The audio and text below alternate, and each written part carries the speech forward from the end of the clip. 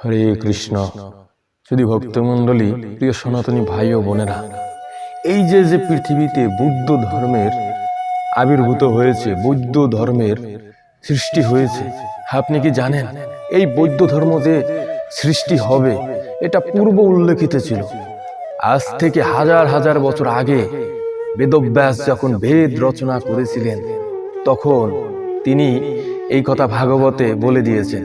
বেদ শাস্ত্রে সেই কথা লিপিবদ্ধ আছে যে কলিযুগের প্রারম্ভে ভগবান বুদ্ধদেব রূপে আবির্ভূত হবেন এবং তিনি এই বৌদ্ধ ধর্মের সৃষ্টি করবেন। এবং ভগবান কেন এই বৌদ্ধ ধর্মের সৃষ্টি করলো তা আজকে আমরা জানবো। কিসের জন্য তিনি সৃষ্টি করলো আর এটা কোথায় আছে? এই যে বৌদ্ধ ধর্ম যে ভগবান সৃষ্টি করেছে এটা শাস্ত্রের কোথায় আছে সে কথা আজকে আমরা দেখব। আমরা ভাগবত থেকে সেই কথা আলোচনা করব। ভাগবতের কোন শ্লোকে আছে? যদি আপনাকে কেউ প্রশ্ন করে যে বৌদ্ধ ধর্ম সৃষ্টি হয়েছে এ কথা আমাদের শাস্ত্রে পূর্বে ভবিষ্যৎবাণী কোথায় দেওয়া হয়েছিল, কোন শাস্ত্রে, আপনি কিভাবে জানবেন? আজকে জেনে রাখুন, ভিডিওটি দেখুন।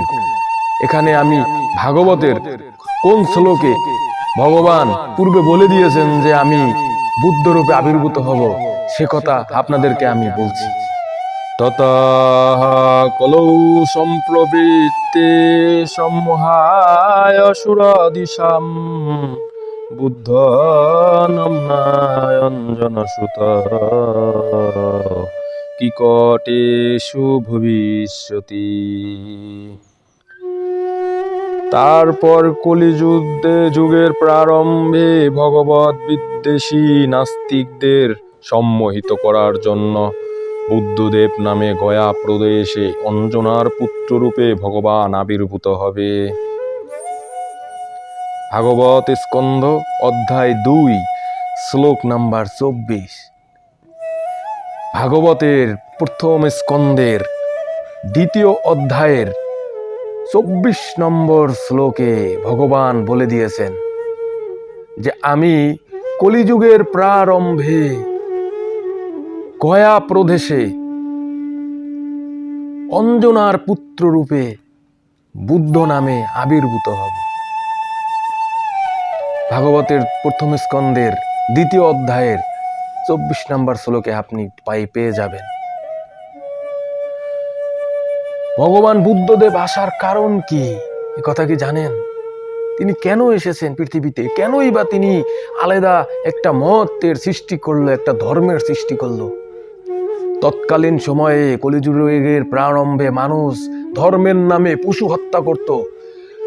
বিভিন্ন যজ্ঞ অনুষ্ঠান, বিভিন্ন পুজোতে নিজেদের স্বার্থের জন্য, নিজেরা মাংস খাওয়ার জন্য অহরহ পশু বলি দিত।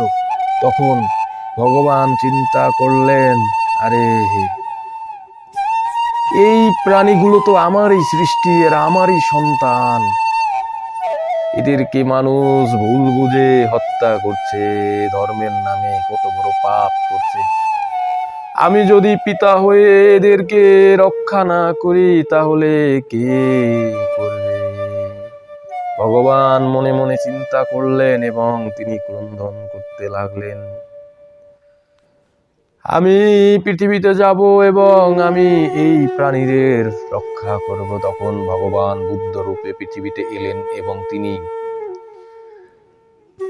বুদ্ধ মতের সৃষ্টি করলেন। তিনি অহিংসার বাণী ছড়ালেন পৃথিবীতে যে হে কলিহত জীব, তোমরা প্রাণী হত্যা করো না।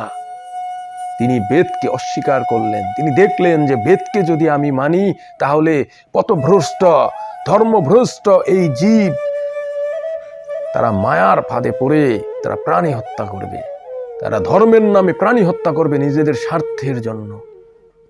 তখন ভগবান বুদ্ধদেব অহিংসার বাণী প্রদান করলেন। তিনি বললেন জীব হত্যা করো না, আমি বেদ মানি না। তিনি বেদকে অস্বীকার করে তিনি নতুন নিয়মের সৃষ্টি করলো, মতের সৃষ্টি করলো। প্রিয় ভক্ত, এটা শুধু এই প্রাণী হত্যা বন্ধের জন্য তিনি অহিংসার বাণী সৃষ্টি করলো, যেটা বেদব্যাস আজ থেকে 5000 বছর আগে ভাগবতে ভবিষ্যৎবাণী দিয়েছিল। দেখুন, এই সনাতন ধর্ম একটা প্রমাণিত ধর্ম। এখানে শাস্ত্রে পূর্বেই সবকিছু উল্লেখ আছে, বর্তমানে কি হচ্ছে না হচ্ছে সমস্ত কিছু ভাগবতে বেদে পূর্বেই উল্লেখিত আছে। আমরা যদি শাস্ত্র পড়ি তবে সবকিছু জানতে পারবো।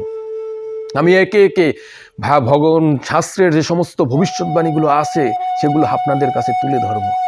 আপনারা সাথে থাকবেন, আমাদের পাশে থাকবেন। কোনো মন্তব্য থাকলে কমেন্ট করে জানাবেন। হরে কৃষ্ণ।